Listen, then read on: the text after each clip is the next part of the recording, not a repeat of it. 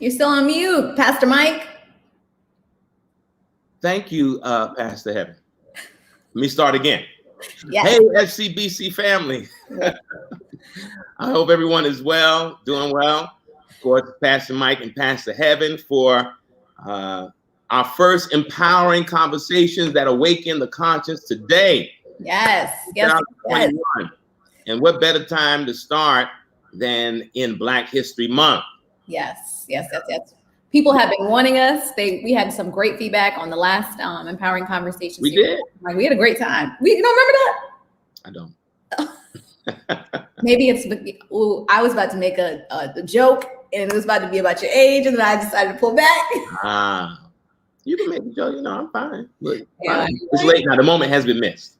It's okay. I'll make sure you get your AARP card. Yeah. Listen, we want to make sure that in our time together, we also are having a good time. These conversations are meant to be engaging and at the same time have a good time with our family. I mean, our FCBC global community. Don't forget that as you join on tonight, let us know where you're joining from, what part of the world you are in. As we have tonight's conversation, we're always mindful of time.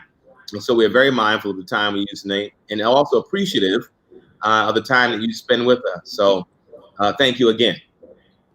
Yes. We are so excited. Like Pastor Mike said, we are back for season 2. And for those of you guys that may not know what our Empowering Conversation series are about, as Pastor Mike mentioned, they're about so many different issues that are happening in our community. Michelle, thank you so much for joining us. We have some folks, some of the comments are coming in right now.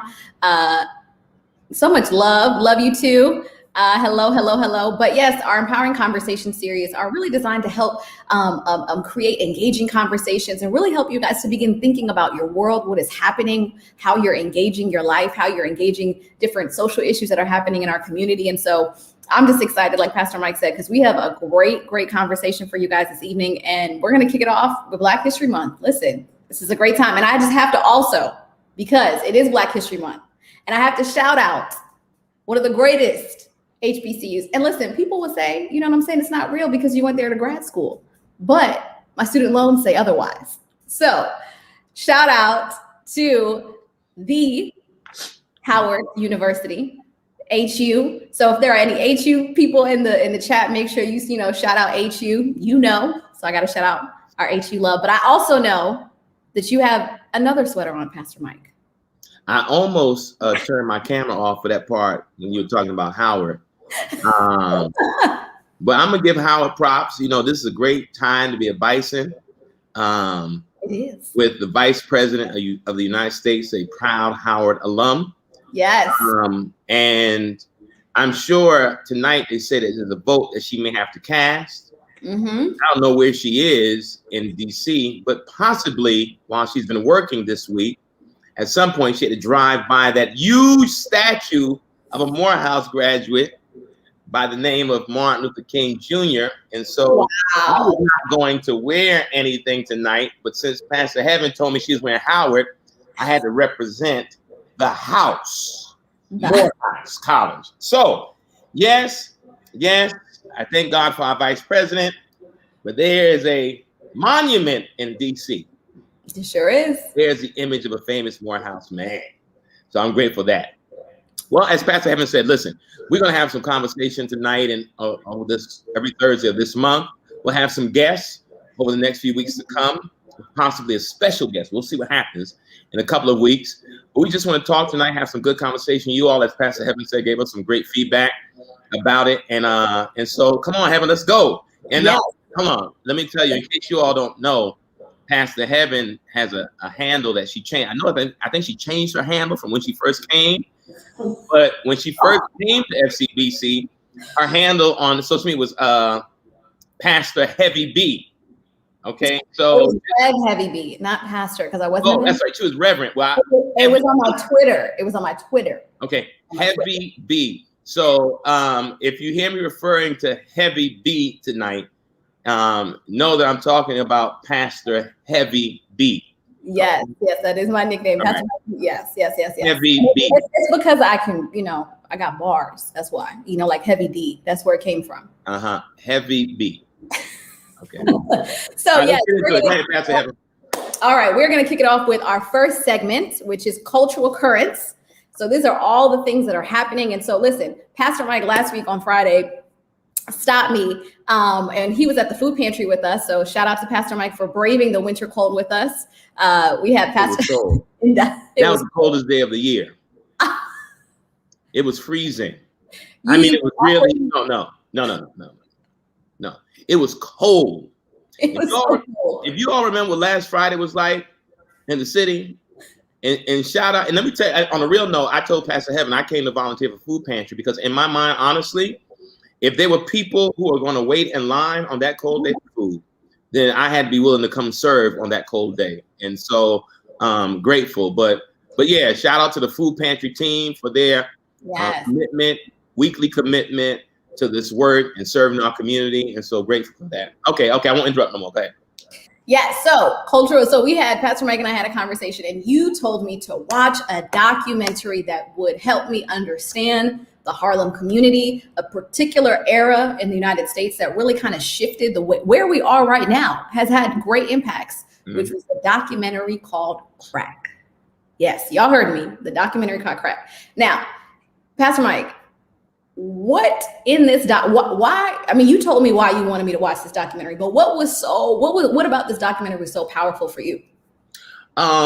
Because the documentary was about what we call the crack era, and many of us, were grown adults during the crack era, and I think you were an idea in the mind of God. I think, that's what I pretty much. But I'm like 89. I'm 89. Yeah. That's crazy. My freshman year, he was born. Oh, that's ridiculous. But anyway, but the documentary chronicles the crack epidemic in the country, but a large chunk of the documentary focuses on how crack impacted many communities like Harlem. And Harlem was one of those communities, and certain people from the Harlem community were featured in that documentary. And I told her to watch it because it gave you a real insight as to what Harlem was like. You see, a lot of people who are newbies to Harlem, especially, let me put it like this. That era in Harlem was not a gentrifying time. Sure was not. No one was going to try to gentrify Harlem during the crack epidemic. And what people don't realize, the reason why I told you to watch it is because I remember when Joe Biden was running for president, a lot of younger people who would say things like, he needs to say something about the fact that he supported the crime bill in '94 and things like that. And what you saw in the documentary, what people don't realize is that the Congressional Black Caucus voted for the crime bill because crack was ravishing urban America and many of our inner city developments. And people were desperate to stop the flow of crack and the violence connected to it at the time. And so people who know the Harlemites, shout out if you from Harlem, you around in Harlem in that day and era, make sure you let us know in your comments. We have some folks right now in the comments saying, like, I think someone just said, if you did not live in Harlem in that era, you don't really even fully understand like what it means. No, you can't appreciate that. People, listen, we talk about now Harlem, and you too coming to Harlem relatively new will say, oh, I hear many times say we're gonna go to brunch at Row House. Well, Row House is on Frederick Douglass Boulevard. Anybody from Harlem knows what Frederick Douglass Boulevard looked like during the crack era. It was not Restaurant Row, it was Crack Row in many ways. Yes. And so we know what that was like, but it gives a good insight into that name. And it was crazy. Yes, it was crazy, but it was real. But it showed the politics, and here it showed not only politics, but the discrepancy in sentencing.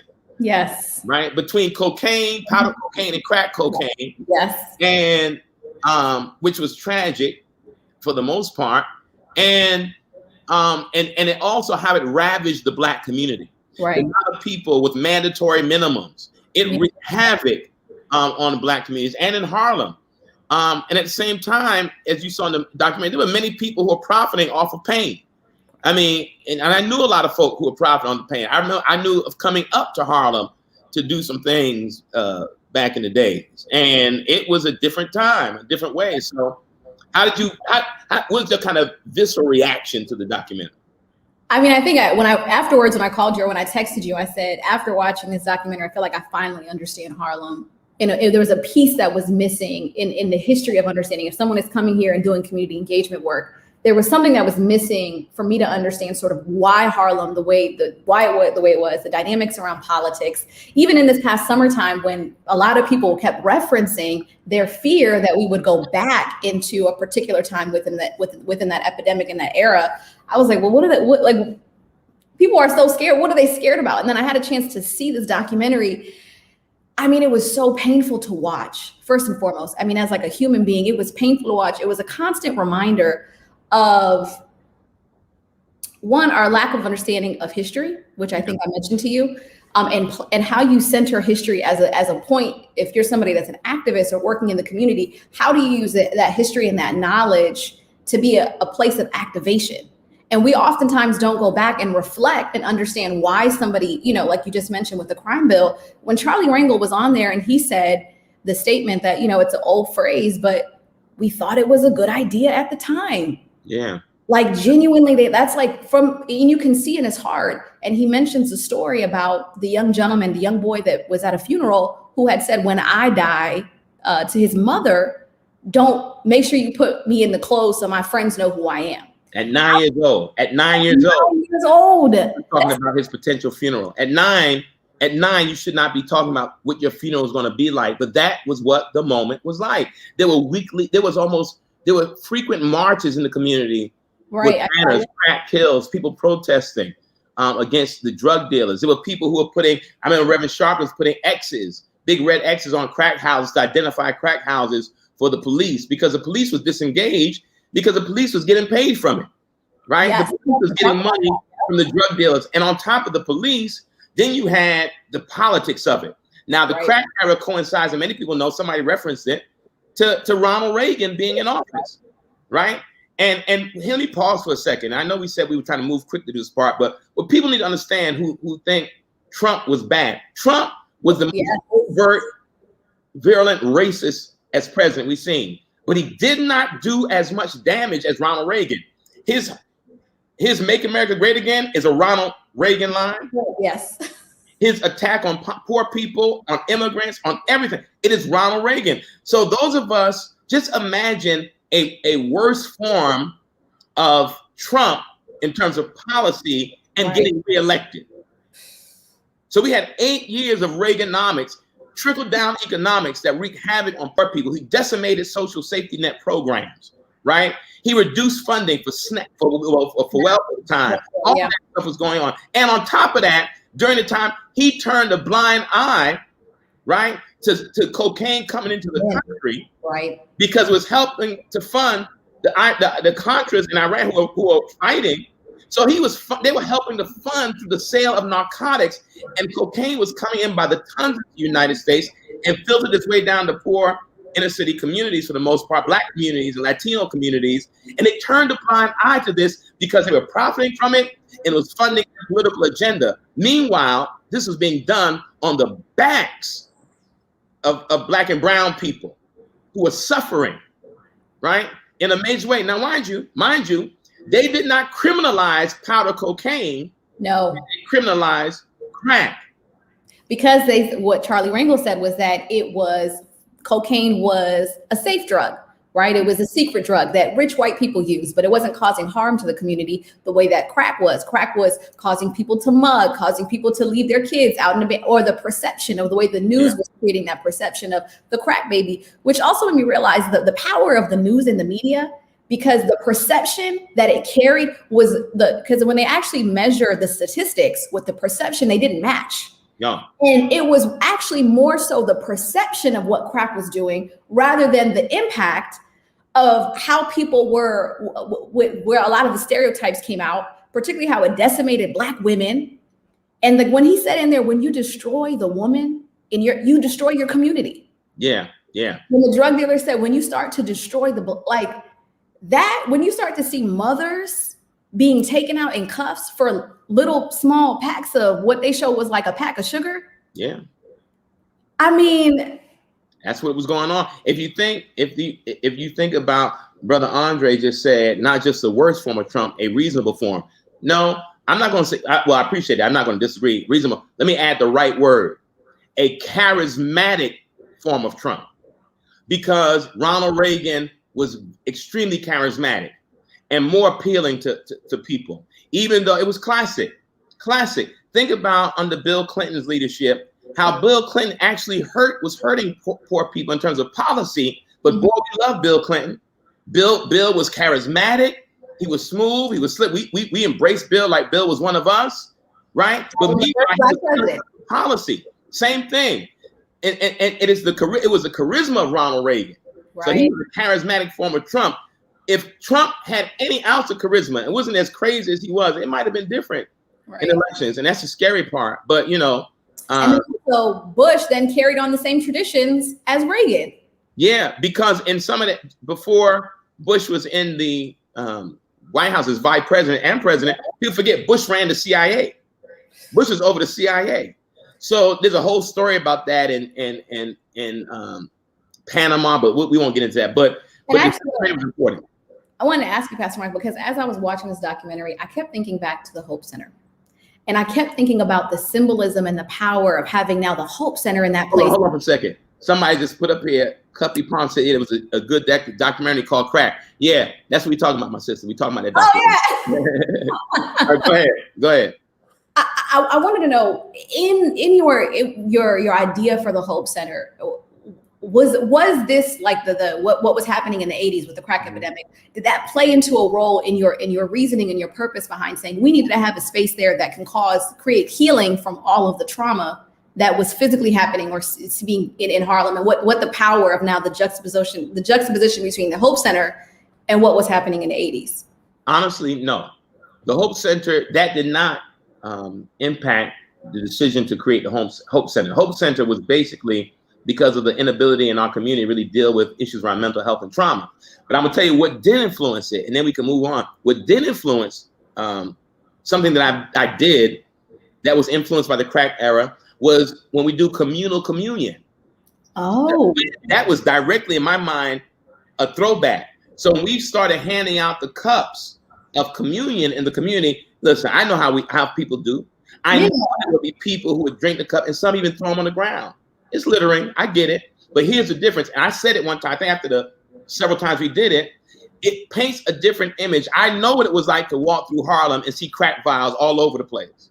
Wow. But the idea of once upon a time you saw crack vials, now you see communion cups, right? So it says it paints a different narrative. It paints a different, complete narrative. Somebody said, check out John Singleton, Snowfall. Well, you late to the game. I done peep Snowfall. See, I'm waiting for February. I have not watched it yet. I know, but listen, I have said to myself that I am getting ready to binge watch it because there have been many. Hold on. Wait. My screen is not frozen. I know. I've heard so many things about this show.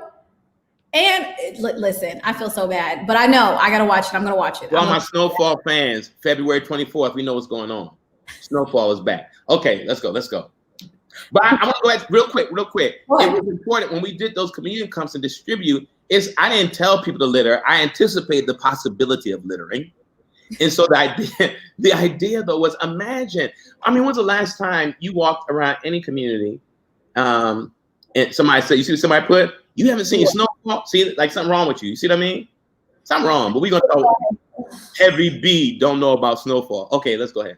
But the point is that the possibility of that image would be amazing in our community. So at the end of the day, if you haven't seen the documentary Crack on Netflix, go and see it. I think for those who may be new to Harlem, around the world who may be watching in other parts of the country, if you want to know what it really looked like. LA has their narrative. Most inner city communities have their crack era narrative. Harlem was just, it was something else. And I want to add this, and we can't do this, but I want you to understand what was said in the documentary. And I actually wrote an article, I think it was in the USA Today or Huffington Post. And I was also on Metro Focus a couple of years ago one of the concerns I had over the opioid crisis was the unionizing that was taking place around opioid addiction and the criminalization during the crack era. The inconsistency. Now the narrative is people need healing and not punishment, not incarceration. But in that time, it was put them in jail, put them in jail. Now, when the opioid crisis is decimating white America, now it is let's meet this with this kind of compassion, right? So we found a way. So here's the idea that we know this to be the truth, but in this country, we have learned to racialize everything. And here's this. We have learned in this era of opioid addiction to racialize compassion. Wow. We've learned to racialize compassion. So that's the reality. We've racialized compassion. Now, when the majority of the people suffer are white, it is they need treatment. They're not criminals. We need to make sure they get help. Right, help. Yeah. Not so in the 80s. It was not so in the 80s. So that has to be said, and I think that has to be called out, and that's why I wrote that article.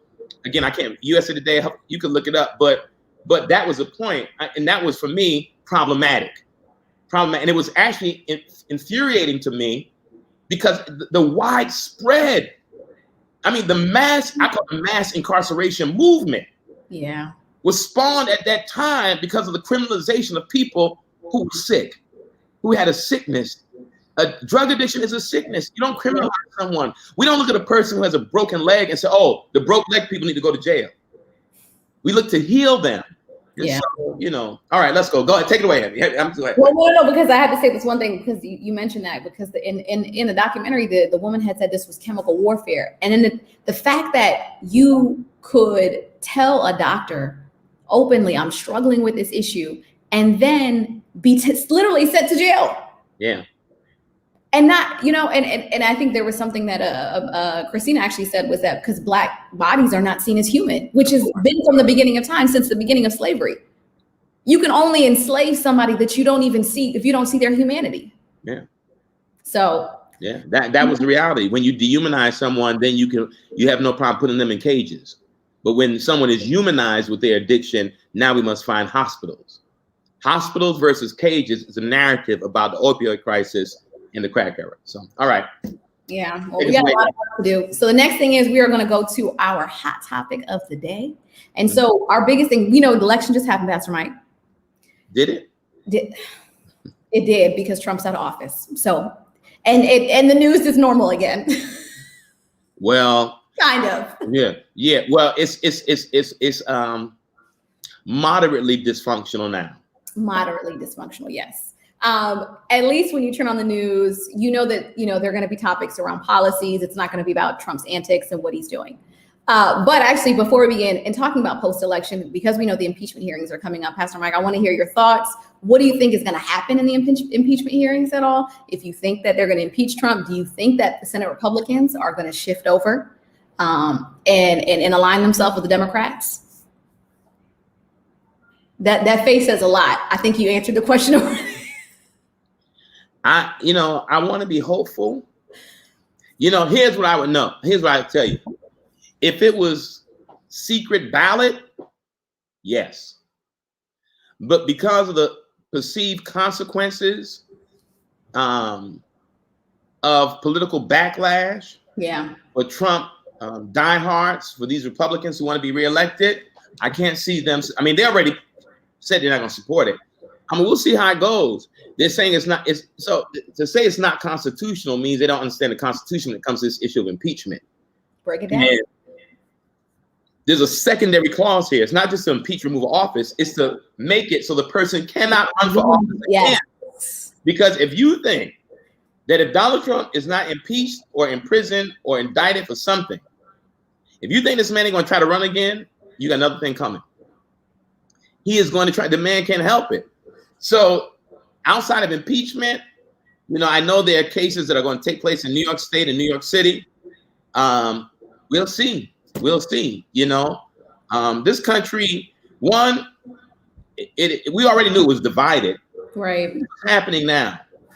Here's what's happening now. Donald Trump is, and his followers and the QAnon people and, all those folk, they are. Followers is also a very strong word. It's a very kind word for them. Well, I'm gonna call them followers because people who decide to follow someone no matter what. I mean, You call them Trump disciples at this point. I mean, that's what I'm saying. I think they're disciples more. I'm like, they're just. Well, okay, you're right. But I think that at the end of the day, these folk are going to be there. They're going to be diehards regardless. Yeah. And they're going to stick there regardless. And so, our best hope with regard to Trump is that these other cases in New York State and New York City come to the forefront, and that can help. I'm not hopeful. Politics is about expediency, not justice or doing what's right. It's about expediency. Politicians make decisions on what is politically expedient, because what is the agenda? What is the primary agenda of an elected official? To get elected again. So in the name of being elected and getting reelected, think about how many compromises take place among elected officials for the sake of being reelected. They don't always make conscience-based decisions, right? It's about being reelected. And sometimes people will make decisions against their constituency and their moral standing and their moral beliefs for the sake of being reelected, which means what? Power is something else. Power is something else. I'm thinking back to all the Republicans who did not run a second term. Those were the ones who were publicly speaking out about Trump, because they were not afraid about thinking strategically. Because if you think about all the people, right, like the Lindsey Grahams, and they don't align themselves, but what they understand is Trump's base or power around that base is very powerful. And so they have to keep themselves somewhat aligned to that base, but still not like completely rejecting them, but but still being able to like call them out for what they're doing. And it's I think it's a kind of honestly a stressful line to kind of teeter between trying to like hold between a group of people that are quite honestly bigots. I mean, point blank period. And yet to also still find a way to call them out. Like how do you create that balance? But to your point, I don't think the Senate Republicans are going to impeach him. I think it's going to be solely on the backs of the Democrats to pull this off. So I'm glad that we have this, that we won the Senate, and so that we can shift that over. But in conjunction with that, so as we're thinking about now kind of like what's next, a lot of things that we've been talking about in our community is like, what's the term you hear a lot is like the Black agenda, right? What is it that's going to help our community? Mm-hmm. We know that Ice Cube, created his own idea of the Black agenda, which, by the way, didn't include Black women. So I'm gonna point that out there. How Black was the Black agenda if it doesn't include Black women? So I don't know. And his response was, well, y'all are supposed to tell me.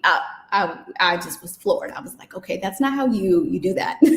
But what do you think are some of the major policies that we need to be focusing on? We need to be pushing on as people in the community, that we want to be pushing our legislators on in this particular season, that would either maybe turn around some of the policies that Trump put forth. But what are the things that we need to be focusing on in our community right now? Well, before we talk about that, mm-hmm.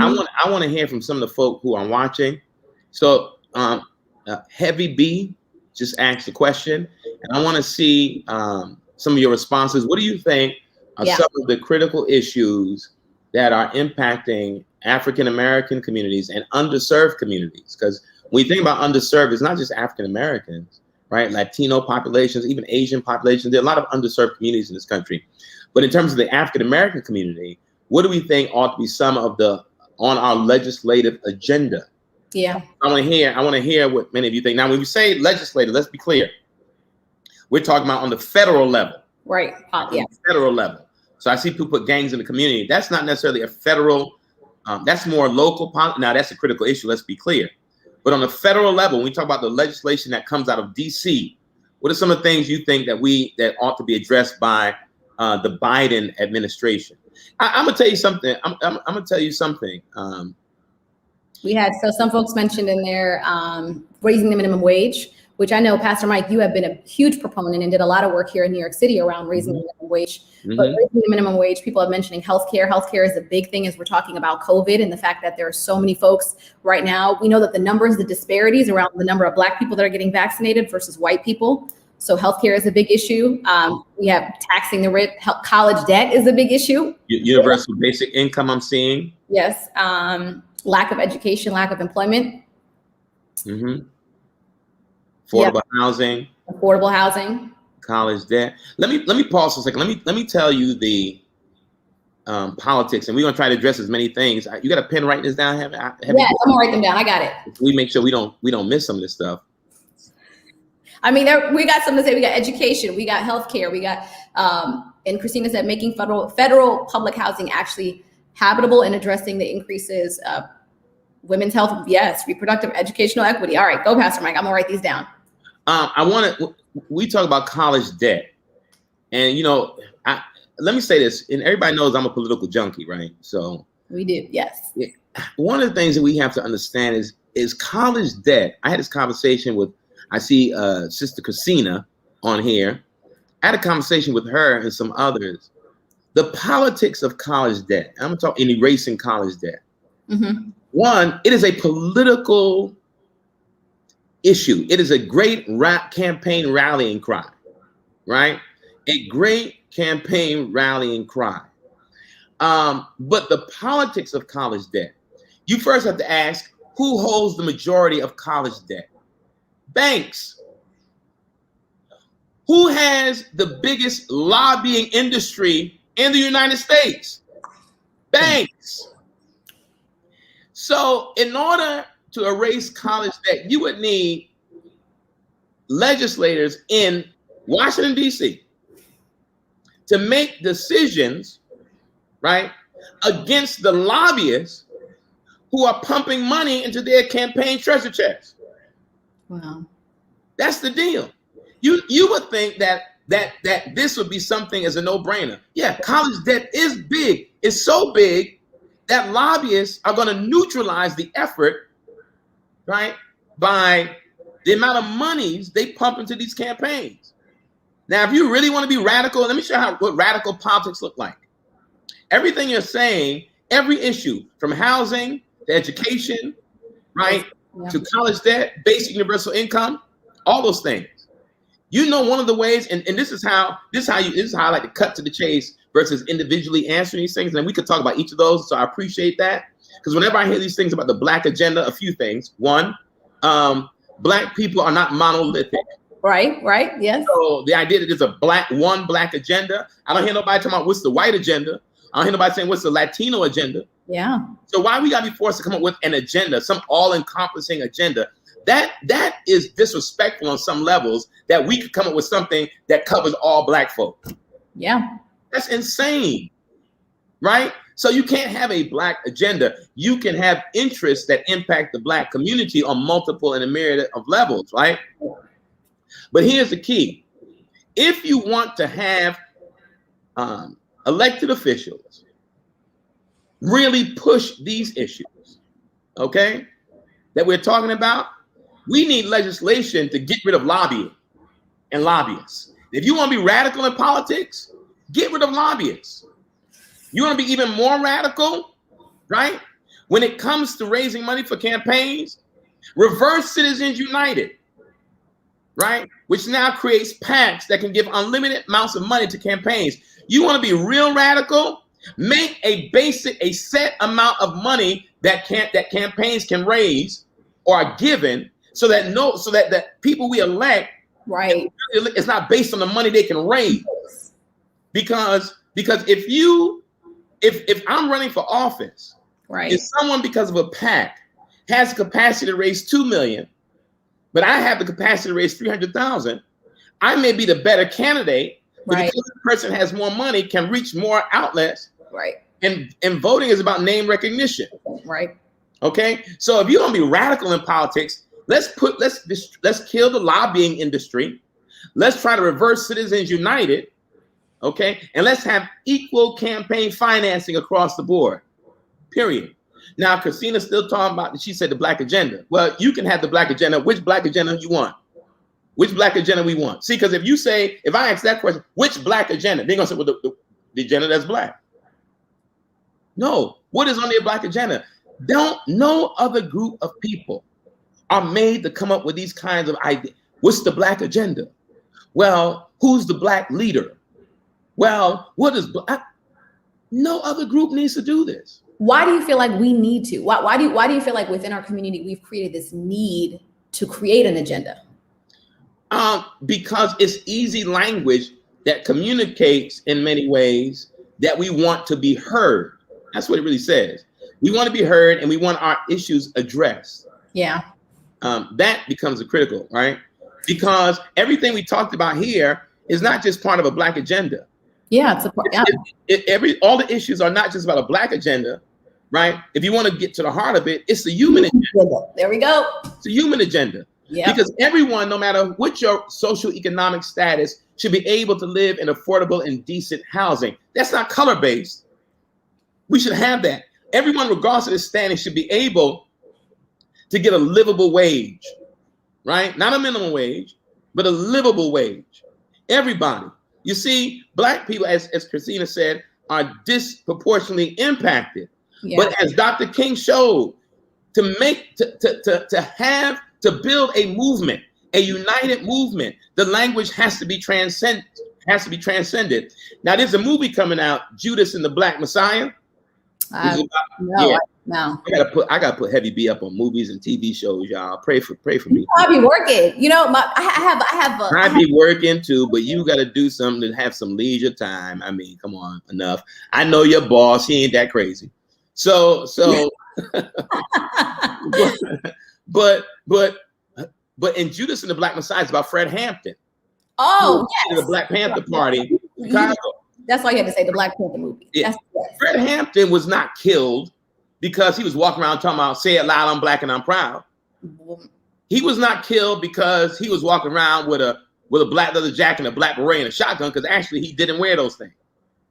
Why was he at 21 years old assassinated by the police, infiltrated by the FBI? Why? Because Fred Hampton shifted to a transcendent narrative. It was Fred Hampton who started saying Black power to Black people, red power to red people, yellow power to yellow people, white power to white people, all power to all people. He started organizing, right? He started organizing in poor white communities, in poor Latino communities, in poor Native American communities. He started helping understand that we do have a common enemy, and it ain't us. We are not one another's enemy. There's deeper cultural, economic, political undercurrents that want us at odds. Yeah. And so what he was trying to build in the Black Panther Party before they were decimated was trying to build a united front. Right. A united front. Because they love it when we separate. They love it when oppressed people compete about who's more oppressed. You hear me? We call it the Oppression Olympics. The Oppression Olympics. They love when we sit around saying, I hurt more than you. You hurt more. No, you can't hurt more than me. Now, it doesn't negate the pain. Right. But that's part of the tactics. Keep the masses divided and distracted. Keep the masses divided and distracted. And while they're fighting one another, we are creating policy that destroys all of them. Right? Yes, unity is bad for business in this country. Let me tell you, I'm gonna give you all this. And I'm sorry, Heaven, I'm gonna let you talk. I'm getting excited. Let me talk. No. Go ahead. Keep finishing. I have my things. Okay. I don't want, because but I also was enjoying it. That's why I was like, okay. if you my favorite documentary I told you about, we don't know if Heavy B actually watched this one right now. I actually did, from beginning to end. It took me 2 days, but I did watch it. She already knew what I was about to say. Requiem for the American Dream. Yes. That showed me that this game was rigged from the beginning. Yeah, it really is. And it's rigged from the beginning. It does. And if you haven't watched it, Requiem for the American Dream, you can watch it on YouTube at this point. They took it off of Netflix. That's how serious it is. They took it off of Netflix. So in here, they said that the period of the late 60s and 70s, what Noam Chomsky, who it's about, he called these folks who are the architects of our country, the masters of mankind. Noam Chomsky said that during the 60s and 70s, where there was heightened political awareness in this country, he said the quote unquote masters of mankind said that this era was too much democracy. Too much democracy. And they said in order to stop too much democracy, one, we got to keep the masses divided. Yeah. By creating narratives to keep them divided across the board.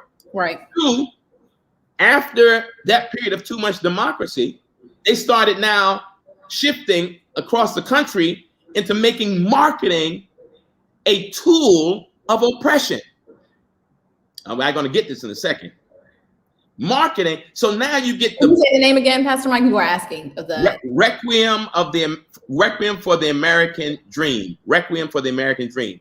What happened is it was too much democracy. So you get you get this. Let's keep the masses divided. Let's keep blacks divided from poor whites. Let's keep everyone divided from women. Let's keep women divided from the LGBTQ community. Let's keep them all fighting amongst themselves. And as I like statement, Pastor Heaven, oppression Olympics.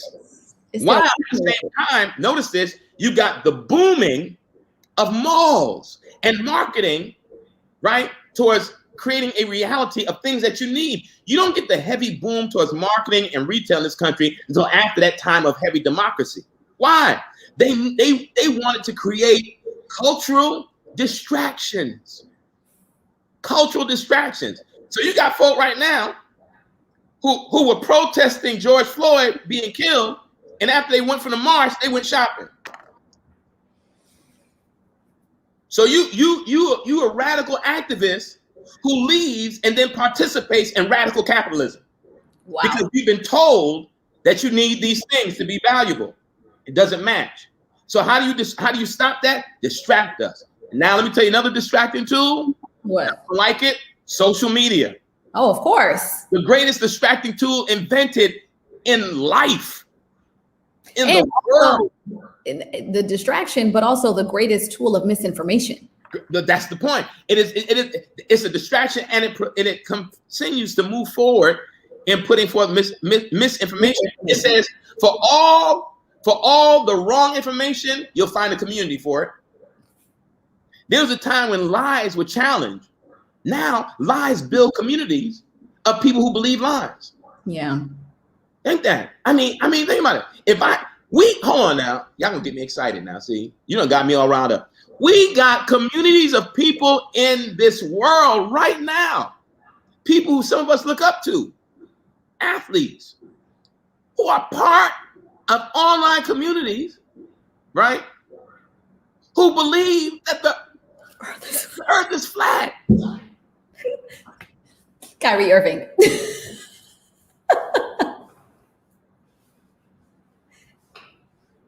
And if that's the base, like we shout out to Kyrie Irving. We got folk who believe that the earth is flat. I mean, the earth is flat and will fight you for this. Curse you out. Oh Lord. Tell you I'm like, okay, go ahead and keep walking till you fall off and let's see where you go. Like, it's sad. No, hold on. They believe this is what the earth is like. No, let me get you this part. This part right here, this earth. Yo, you gotta stop. This earth, y'all. This right here. So when you go on vacation, don't go over here. You're gonna fall off the earth. Oh my God. Oh my God. Woo. Oh my God. Hold on, I'm gonna try to see this again. So in case you don't know what flat means, this is flat. This right here. This is the earth. We got people online. And we'll argue you with scientific fact from I don't know where. I can't even respond to that. Scientific. Hold on, this is the earth. I'm telling you right now. You better not go on vacation over there. Do not drive your car that way, or don't go on the trip that way. Because if you take a plane over here, you better not try to land because ain't nothing over there. You're gonna end up. Mercy. And what was the documentary that you had? Once again, I did not even watch this, so I'm going to put myself out there. Social Dilemma is a documentary that everyone must watch in regards to the power of social media. But that's just a little bit of look at Pastor Mike's face. He just went like this. I'm saying this because so here it is. Let me just say this. We are living, author William James, not the old William James, said we are living in an attentional economy. The most valuable asset commodity right now is our attention. And there are people who are paying money for our attention. Yeah, that's good. They are creating entire platforms how to create and maintain your attention. You ever notice? I mean, in the algorithms. I mean, the algorithms. The human beings are ingenious. If we took all of that raw intelligence and intellectual capacity, there would be no hungry people in the world. There'll be no homeless people in the world. There'll be no children dying of starvation. Our innovation is endless. Our innovation is endless. These folks, you could create an algorithm to make me spend money, but you can't get an algorithm to make me give food. You hear this? Watch this. You be surfing on your phone, right? Just looking up random stuff. They know your patterns, right? You ever wonder when you? Well, they also know your conversations. Let's put that out there. You ever say something and then you open up your phone and then you open up Google, you're like, oh, go deeper, heaven. They know your patterns of searching because watch this. If you looking up something here, you looking up something there, they know the pattern in which you search. And so all of a sudden, when you hit the search engine, the one thing you go to the most will pop up first. And then what they do, they didn't know how to tell the advertiser, look, this is how I do it. Heavy B, every 7 searches, she goes to this site. So they go to that site and say, listen, we want you to market on this platform because people like this will go every 7 searches and they'll land on this. And that's where you can make your money. And it's about the power of what? Persuasion. Right. And then creating need. Right. Because if you don't feel you need nothing, the algorithms don't work. The algorithms work if you feel you are in a state of lack. Right. So that's why I did the whole resilient in the face of materialism. Materialism, yeah.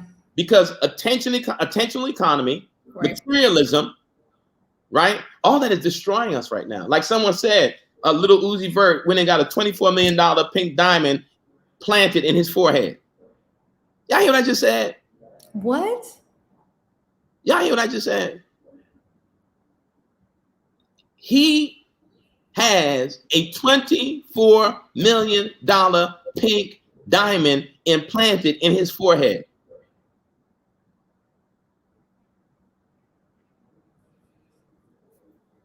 And what you think gonna happen? Look, we can all be prophets on this one. Tell me what y'all think gonna happen when people know he walking around with a 20-something million pink diamond implanted in his. What you think gonna happen? And listen, you ain't gotta be from the streets to know what's gonna happen. You know what's gonna happen. You know what's gonna happen, right?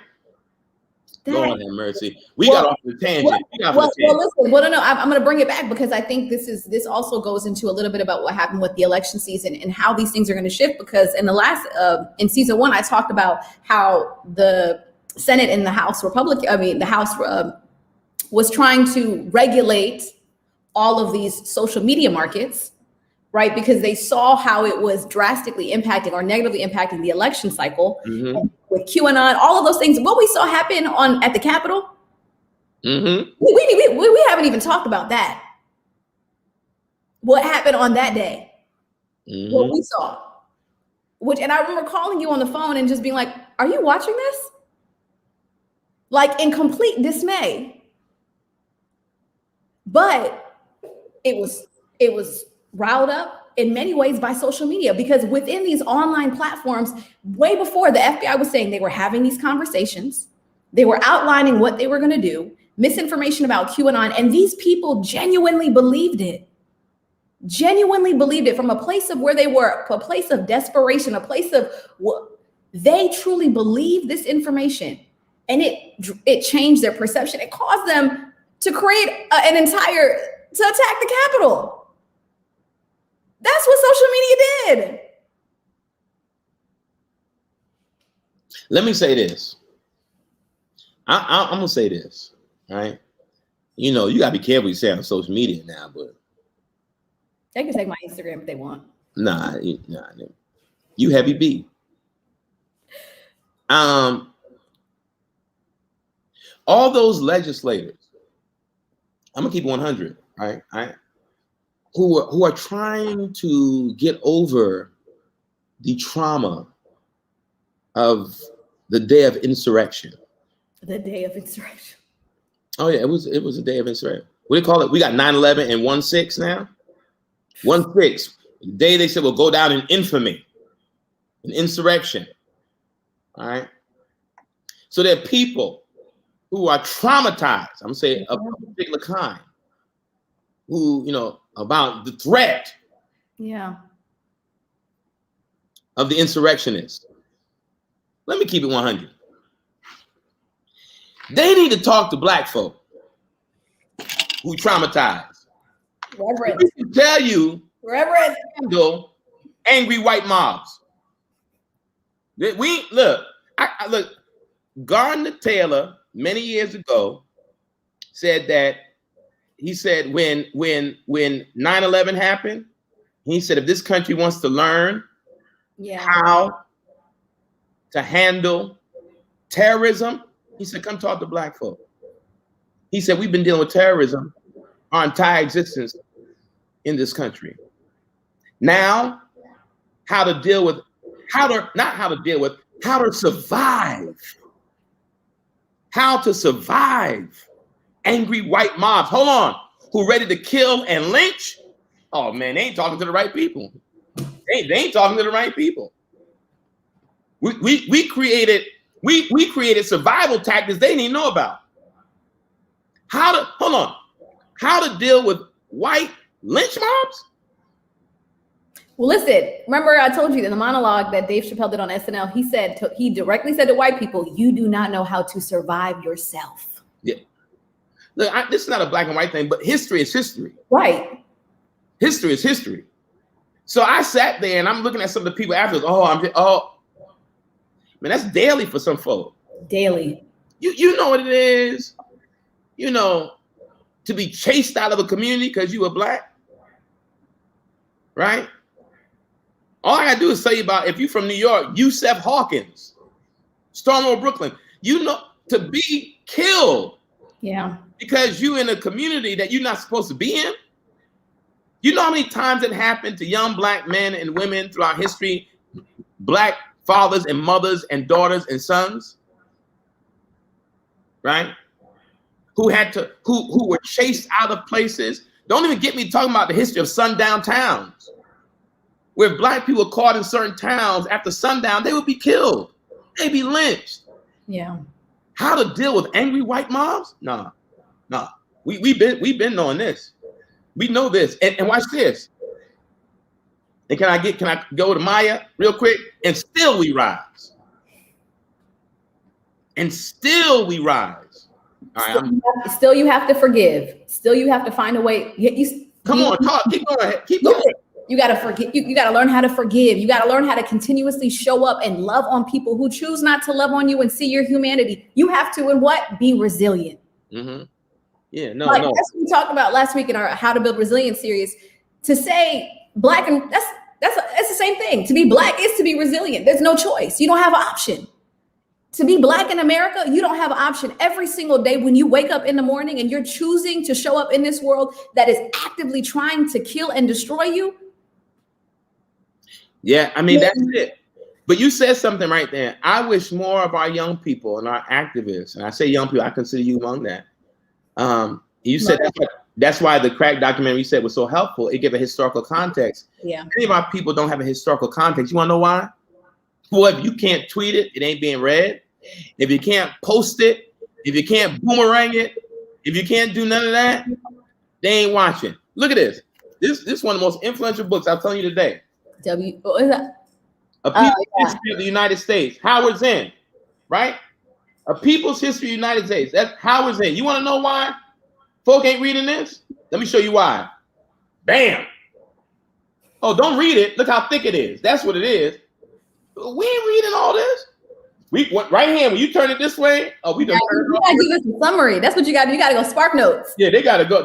Look, You just all you gotta do. This move right here chase everybody away from here to here. That chase everybody away, right? And that's the truth. But here's the thing. I'll say this. Where do we go from here after the election? We cannot act as though, and I said this today, the weekend after the election, we cannot act as though we elected messiahs. Yes. We didn't elect messiahs. We elect flawed human beings. Yeah. To hopefully lead this country in a different way. I know we have great expectations for the Biden administration. Right. But it's going to take 4 years to reverse the insanity of the past 4 years. Yeah. It's not going to happen overnight. So we have to understand that. So I don't know. You know what? This is my pet peeve. Let me bring the book like this again. Let me do this move here. Because I'm venting now. This is it. Look, we got a platform here now. Okay. We do. You got platforms. Look, you know how sad it is right now? When you go online to read articles, they got to tell you how long the read is now. I know. On the Atlantic, they always say 7 minutes, 5 minutes, 11 minutes. People determine whether they're going to read something based on how long it's going to take. This article is a 9-minute read. Well, does it count if you're just basing it off of the time that you have in that moment? So like I have 9 minutes, I can read that article. Yeah, because if it ain't that show, we ain't gonna read it. But watch this. We counting how long the article is read, but we sure ain't counting how long we doing this. We ain't being like, oh, I only got 8 minutes on this. We'll be in here all night, Tom. We can't sleep and be up there just scrolling. We started all night long. Scrolling. Next thing you know, you look at the clock 2 hours later. You said I didn't scroll. You didn't even know. Look, this should be the national pastime, right? See this? That right here, they should have a Special Olympics for this finger. They should have special workouts for this finger right here. Like this. Like you do like they pull it, get a little weight in your finger because this right here. Well, they have gloves for you now, right? Oh, hold on, go deeper. Gloves, and I had to get this. These glasses are blue light, so I don't strain my eye. Everybody should have some of these because everybody's gonna be blind in 3 years. Especially being on these Zoom calls. You need these blue light glasses for the strain. Because if you up late at night talking about you can't sleep, why are you up? You can't sleep because you're busy doing this. That's how you scroll. That's how you scroll. Yeah. They're like, you do the long. You gotta do the long. You know what I'm saying? But you gotta pause too. Because when you do that, you gotta be, I like that. And you gotta go back up. So it's this and move back up, and then You know what I'm saying? There are people who get their whole daily information from TikTok. They're in their history and their news. Like what? Somebody said Red Fox Harlem Night glasses. Boy, y'all lucky this is a holy moment. And I have to say, as you were talking about, like, in this where do we go from here? And talking about the social media, for my generation in particular, we really have to, we got to start reading again. You guys, please pick up a book. And as we're actually going to go into a segment that says what you're reading, okay? Because we're going to let you guys know what we've been reading. Let me get my stuff real quick. Okay, because here it is. Let's go. Matter of fact, I think you just got excited. You created a great segue into the what you're reading segment. Oh, say it right, Heaven. Hold on, y'all. I said what you're reading. No. Hold on. We were going to say that our closing segment in our Empowering Conversations was going to be, what are you reading? It was going to be our way to start encouraging people to read. Yeah. And we were like, what are you reading? Mm-hmm. And I said, that ain't the way you need to say it. I said it needs to be what you reading. But I told Heaven how she needs to say it tonight. So here it is. Heavy B. Transitioning into our final segment of the night. Final segment. Called in the King's English, what are you reading? But we call it, come on, Heavy B. What you reading? I had to do it in my Wendy Williams voice too. Come on. All right, you gotta do it one more time. You gotta go hard on it, right? Let me set it up again. Oh, sorry, my bad. Here is Heavy B introducing our last segment of the night, which is called What Are You Reading? But we now call it what? What you reading? We gotta gotta do like, what you reading? Listen, everybody who knows me, the staff. You're a big jokester. I'm a jokester. See, most people don't get to see me like this. No, But I was committed to making empowering conversations also fun and educational. Yeah. Most people who know me, somebody say I'm fired ready to go. No, this is me every day. It is. You guys, I just want to put you guys, this is actually Pastor Mike in his truest form. Yes, this is raw. I think you said you wanted to be a comedian once upon a time. No, when I was a teenager, when I was in middle school, I thought my future was going to be a stand-up comedian. Like, true story. I want to do stand-up. Eddie Murphy was from my town, and he was a hero to most of us, and I was committed to being a stand-up comedian. So, well, listen, if ever you decide to have a second career in life, I think, you know what I'm saying, you might have a pathway. I don't need a second career. I can just get a side hustle in comedy. And then, if I do a show, now I'm gonna let y'all know though, if I do a show, I'm gonna be speaking in tongues. So y'all get that when you get home. So, all right, here it is. Holy water. Heavy B. I can't say it like she's saying it. Go ahead. Where? What you reading? What you reading? There it is. All right, Heavy B, tell us what you reading. All right, you guys. So one of my favorite books, and I had a chance to read it when I was in seminary and I was at Yale.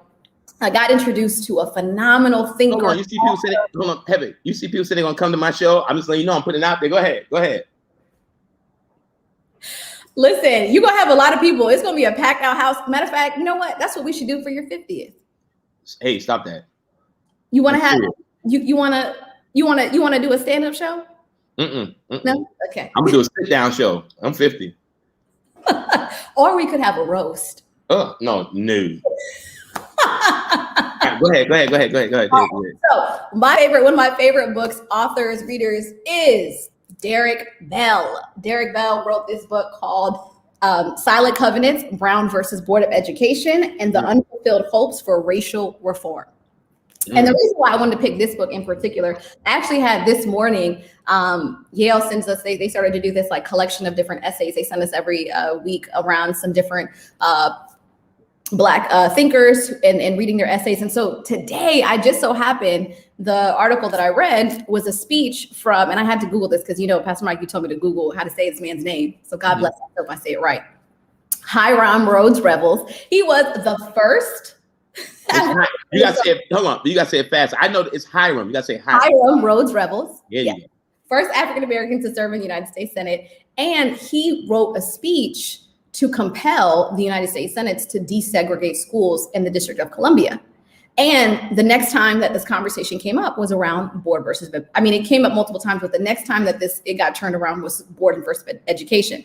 And when I read this book, the reason why I love this book was that it was a reflection of a decision that was made years ago, which I think once I talked about, we don't do enough, we don't reflect enough. And he reflects on whether or not this decision during Brown versus education, did it actually accomplish what it was intended to accomplish?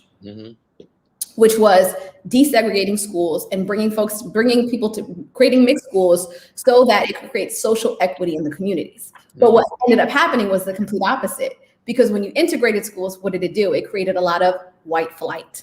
Yeah. So at the end of the day, it wasn't, he explains in the book that it's not so much about desegregation, but equity. So how are we pouring into those Black schools, right? And making sure that they have the right resources. So he goes and he reviews and he talks about it from a perspective of as a lawyer.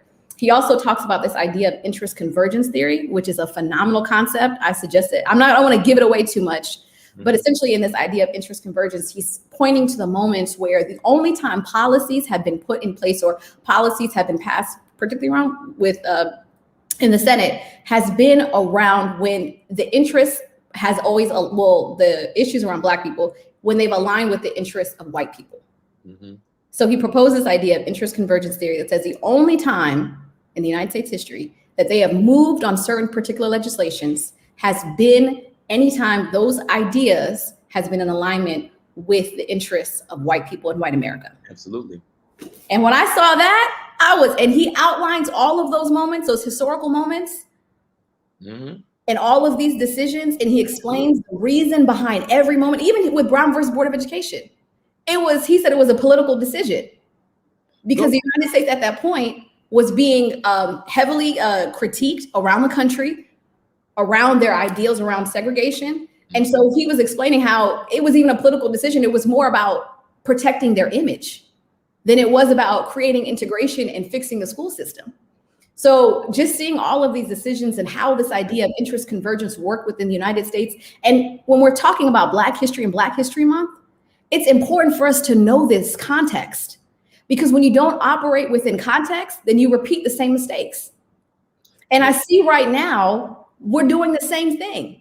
We're not pausing for reflection. How many of us have said, you know what, let's think about, I know, the BLM movement is kind of new, but what if we took a moment to reflect and say, have our decisions that we've been making, the policies that we've been pushing forth, are they in alignment with the future or the goals that we have intended?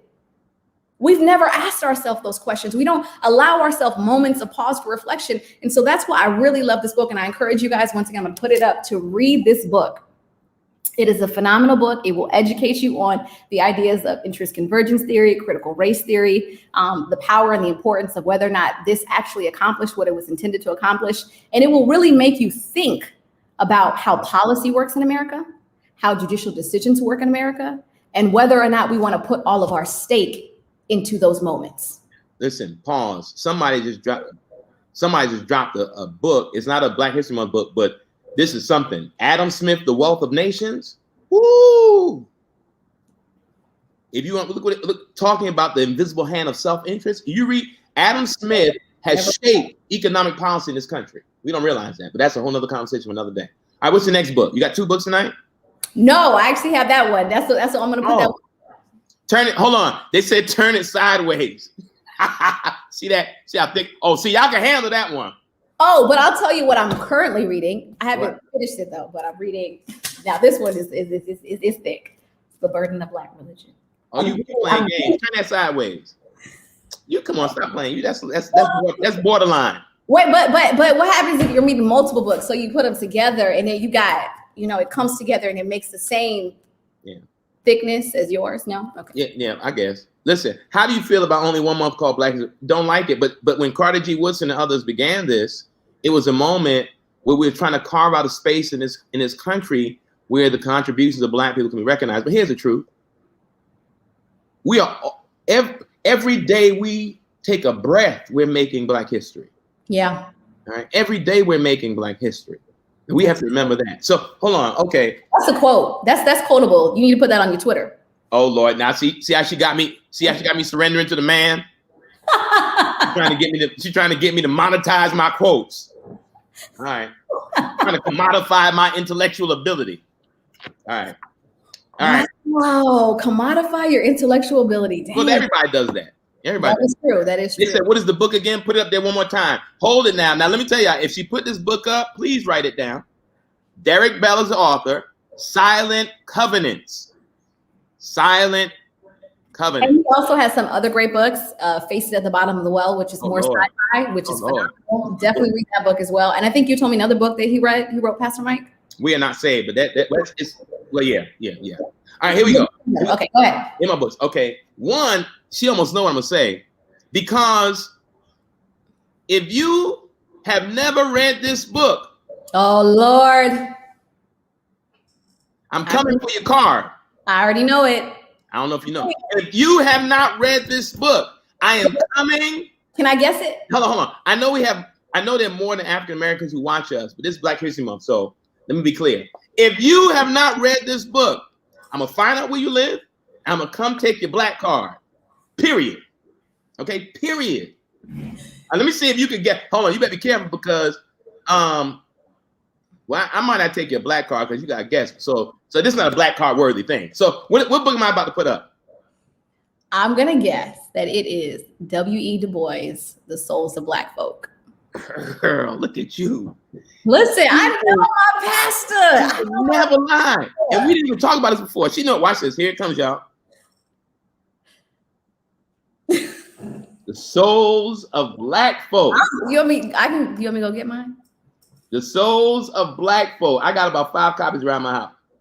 Oh, wow. The Souls of Black Folk. And I can't even bring my first copy I ever got. It's shredded. It's like falling apart. The spine is broke up. The Souls of Black Folk. I know you got it. Did you read it? Did you open it? Right. Look, they put across. John said, screenshot this book. The Souls of Black Folk. The greatest intellect, one of the greatest, people argue, I'm gonna say the greatest intellectual mind produced by the Black community. Somebody said turn it sideways. I'm gonna come for you in a minute. All right. Somebody, you read in elementary school. What kind of school you went to? Some advanced elementary school. Hey, what was you? What, you got skipped to college? What? Here it is. I'm not. Here it is. It's not. Look at it. Okay. I got. If you went to an the boy said the most prophetic line. He said the problem of the 20th century is the problem of the color line. And guess what? The problem of the 21st century is the problem of the color line. I hope that people ain't not sitting here in the next century saying it's the problem of the color line. Okay. So I hope this and that. But I got to read this beautiful. No, I can't. It's too much. I'm leaving right there. This is one of the most. If you do not have this, someone said required reading for college 1971. Listen, wait a minute. No, I was gonna say if you went to an HBCU. Oh, you better believe it was required. Oh, required reading. It was off break. You better believe it. But let me be clear. You just messed me up with this required reading in 1971. You was up here reading Souls of Black Folk, and I was up there trying to figure out how to breathe properly in 71. I was born in 71. So okay. Souls of Black Folk. That's one. But it shows you how timeless it is. And then no matter what time, no matter what moment in history, that you can always reference this book. Man, look. It is a transcendent narrative. That's why this book. There's some books you're reading now by some folk in this era. Sorry, somebody said that she's been reading it to her goddaughter who's 5 for bedtime story. What in the world? What in the world? That's major. I'm not. Let me be clear. I'm not knocking it. I'm not knocking it. Yeah, I'm not knocking it. Listen, if a 5-year-old get this one right here, ship them off to college. Because at that point, when you have grandchildren, Pastor Mike, you can read it to your grandchildren. Oh no, they don't read this. They just have to read about their grandfather. Yes. Come on. Yeah, yes, they got to read about their. They like, Pop, where's that book about you? I'm like, it's right here. No, they gonna say, watch this. I'm gonna give them nightmares. They're gonna be like, Pop, where's that book about you? I'm like this. How many pages is it gonna be? They're gonna be like, All right. So that's my go-to book, period. I read it every year. I have to read that book every year. And then this is not really written by a Black author. So I'm breaking the rules. I know I'm breaking rules. It's okay. But I got to give you this one. This is not a Black author, but it's about a legend. This is the making of Kind of Blue, the most famous jazz recording in the history of jazz. Kind of Blue. Oh man. I mean, and you gifted that to your entire team. Look what somebody gonna pull me. I didn't read the book, but I know how to play spades. I need my black card back. Fair exchange. You gotta read this. Here it is, Miles. You gotta read it. Everybody who knows me also know that I'm a jazz head. Okay? Yes, you do. Yep. Look, somebody put your favorite. You right. It's my favorite number of reasons because after I got past wanting to be a comedian, I thought I was going to be the next Miles Davis. I played the trumpet. You had a lot. And I did. And then here's why I really knew it was supposed to be. Me and Miles Davis have the same birthday. Oh. May 26th. So Kind of Blue. Here it is again. Screenshot it. Kind of Blue. All right. But if you don't screenshot this, look, I don't even want to screenshot. You better have that. If you don't have Souls of Black Folk, we got problems right now. And please don't screenshot that. Don't give me just put Souls of W. Du Bois. That's it. W. Du Bois. That's all. Listen, I'm about to go break out the record player. I got a record player because I want to hear my favorite jazz on vinyl. You know what I mean? So, all right, I'm just gonna be quiet. We have enjoyed, listen, Pastor Mike, I have enjoyed myself. I don't know about you, but I have enjoyed this conversation. I've enjoyed the books that we've been talking about today. I've enjoyed the fact that we talked about what the crack epidemic was to the 80s and to the Harlem community. We touched on a lot of different subjects this night. And I hope the rest of you guys, please put a thumbs up in the chat. Let us know how you enjoyed this conversation. And listen, if you have any questions or topics or things that you want us to discuss, send me an email. You can send it to hbrahana at FCBCNYC.org. Send us your questions. Next week, we will be back again. Hold on. John, could you put her email across the screen? Because if it was heavy B, if it was heavy B, we could have remembered that. So we need to see that Brahana. So I need to see that we asking our producer if he could put it up. Yes. But it's moving. Yes. So email it is. Good.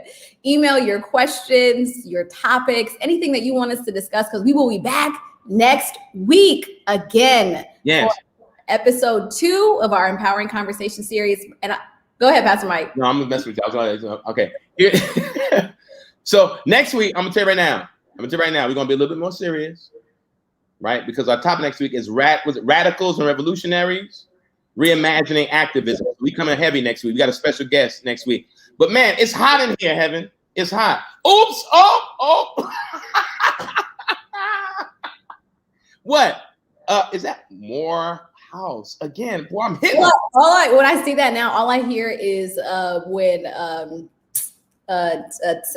Sam Jackson said the house on the night when Spike Lee got the house. That's right. Every day, the minute he said the house, It's like I said, the house. Every Morehouse man knows how to say it. Here she go. Howard has a VP in the White House. Yeah. It's okay. Listen, I let him have it. I'm not even gonna let him. He can have it. He can have the moment. You know what I'm saying? You can have you can have Oscar. Howard grads, Howard alum, and AKs. Y'all got your moment. I'm out. I'm not even gonna argue. You got your moment. That's it. I have no. That's our part. Every time when we're around, when the HBCUs are gathered and we're having our who's better, all we got to do, the Howard people, we got to just say Kamala Harris, and that's it. You got to do a little bit more than that. You can't just give me Kamala and shut it down on Kamala Harris. Here's what I'll say on the closing note to my Howard alum. Howard University became a university of distinction. I know what you're about to say, and I want to log off right now. They got their first Black president. Don't do this. Don't do it. Don't tell us where. No, don't even do it. The first Black president of Howard University was a proud graduate of Morehouse College. Every time I say that Howard thing to a Morehouse man, he always mentions to me, but who was the first president of Howard? I said, you know what? I don't even want to do this. Hold on. And and on that note, on behalf of myself and Heavy B, good night to all. Yes. To all, a good night. On the real tip, y'all, peace and blessings. We had a blast tonight. We had fun. I hope you enjoyed it. Pastor Heaven, thank you so much as always. It's always a pleasure just sharing this time with you and having fun. And we flipped it all night. They weren't ready for this moment tonight. They were not ready for this moment. I think they were. And listen, when you said serious, they were a little confused. They were like, so wait, we're going to go back to serious next week? I am. I got to get serious next week. Real talk. All right, everybody. Take care. Peace and blessings. God bless. Good night, you guys.